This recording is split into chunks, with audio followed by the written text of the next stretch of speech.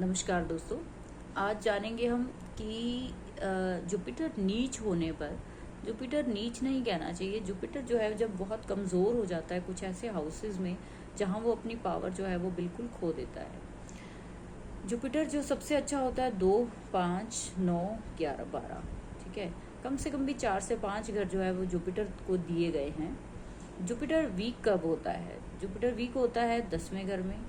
Jupiter week हो जाता है 6ठे घर में, और उसके अलावा ये 7वें घर पे, जहाँ भी शनि का थोड़ा सा भी रोल आ जाता है वहाँ पे जुपिटर वीक हो जाता है। बिकॉज कि जुपिटर जो है वो विजडम का, नॉलेज का और आपको बहुत ही ज़्यादा ज्ञान देने वाला प्लेनेट है, और शनि क्या है, वो कर्म कारक है। यहाँ पे आके वो दोनों का कॉन्ट्रडिक्शन जो है वो, हालांकि ये बराबर के ग्रह गिने जाते हैं लाल किताब में, लेकिन इसके बावजूद अगर हम देखें कि जब भी शनि के घरों में ये लगभग शुक्र और शनि और बुध के घरों में आता है तो ये अपनी सारी पावर जो है वो खो देता है। यहीं से इसको बोलना शुरू कर देते हैं कि ये नीच का हो गया। यहाँ पे बात करेंगे सबसे पहले जो है वो 6th हाउस के जुपिटर की, कि यहाँ पे लोगों को क्या प्रॉब्लम होती है। यहाँ पे लोगों को जब 6th हाउस में जुपिटर आ जाए तो यहाँ पे उनको जुपिटर से रिलेटेड जॉब कर लेनी चाहिए, लेकिन ये लोग क्या करते हैं, उल्टा फ्री में ज्ञान बांटना शुरू कर देते हैं।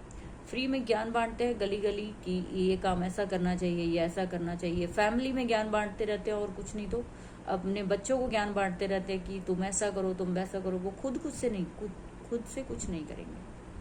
क्या कर रहे हैं? जुपिटर खराब कब होता है? जुपिटर खराब होता है जब आप बिना मतलब का ज्ञान बांटते हैं। किसी को जरूरत नहीं, किसी ने आपसे एडवाइस नहीं मांगी, किसी ने आपसे सलाह नहीं मांगी, लेकिन आप किसी की टांग जरूर अड़ाएंगे जाके, किसी के काम में आपसे रहा नहीं जा रहा। ये जुपिटर खराब की निशानियां है कि किसी की तकलीफ देखकर जो है आप बिना बिना जो मांगे जो लोग सलाह देते हैं वो जुपिटर खराब वाले लोग होते हैं। जुपिटर जब भी खराब होगा आप देखिए लोगों को जॉन्डिस हो जाता है। हम मेडिकल एस्ट्रोलॉजी में जो है जुपिटर को लिवर का कारक मानते हैं। जुपिटर खराब होगा 6th हाउस में, बहुत बार चांसेस है पर्सन को जॉन्डिस से रिलेटेड या लिवर से रिलेटेड बहुत बड़े इशू होते हैं। जैसे जैसे आप अपनी जुपिटर को खराब करते जाएंगे आप देखिए आपको सेहत से संबंधित, लिवर से संबंधित बहुत सारी प्रॉब्लम खड़ी हो जाएंगी। इसके बाद चलते हैं 7th हाउस में। 7th हाउस में क्या होता है, जुपिटर क्यों खराब माना जाता है? यहाँ पे जुपिटर बैठकर जो है सबसे ज्यादा सलाह देता है अपनी स्पाउस को। वो हर टाइम अपने स्पाउस के पीछे पड़ा रहता है कि तुम ऐसे किया करो, तुम ऐसे किया करो। इतनी सलाहें वो देता है कि जिसका कोई मतलब नहीं होता। हार के इनके जो है वो कॉन्ट्रडिक्शन स्पाउस के साथ बनने शुरू हो जाते हैं, क्योंकि ये अपने आप को बहुत ज्ञानी समझते हैं। ये बिना मांगे जो है लोगों को भर भर के देना चाहते हैं। अब ये आपकी अच्छाई जो है आपके लिए नेगेटिव हो रही है, आपको ये चीज समझनी पड़ेगी। आपको रोकना पड़ेगा, आपके नेचर को आपको कंट्रोल करना पड़ेगा कि आप ऐसा नहीं कर सकते हैं।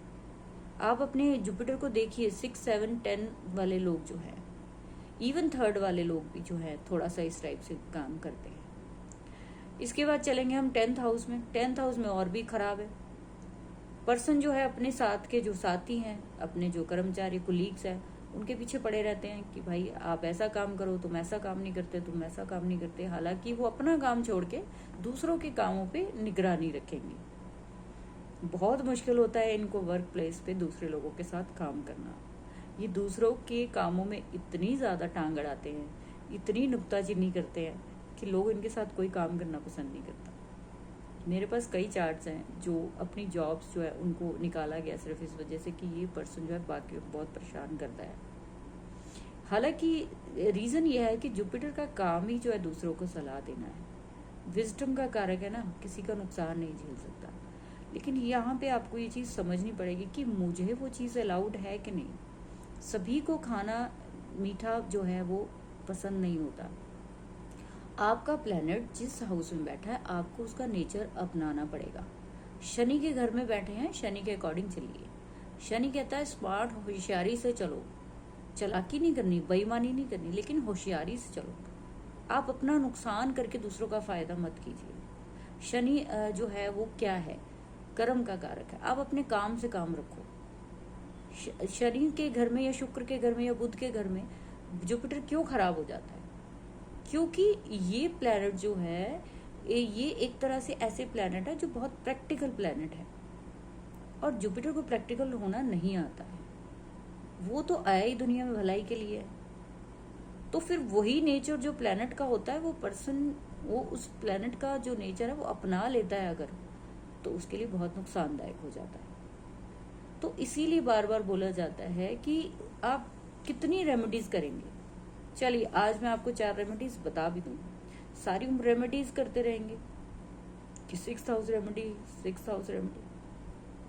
आपको उस जिस भी हाउस में आपका नीच का जो जुपिटर बैठा है, प्लीज आप उस प्लेनेट को उस हाउस का नेचर दे दीजिए, आपका वो जुपिटर ठीक हो जाएगा। 6th हाउस में बैठा है, आप जॉब करिए, आप ज्ञान मत बांटिए, फ्री में शिक्षा मत दीजिए किसी को, फ्री में किसी की भी रेमेडीज मत दीजिए, फ्री में आप किसी की हॉरोस्कोप मत देखिए, आप चुप करके उसका काम करना, लोगों को पढ़ाना शुरू कर दीजिए। एजुकेशन का भी तो कारक है ना, तो पढ़ाना शुरू कर दीजिए, जॉब कर लीजिए उसकी।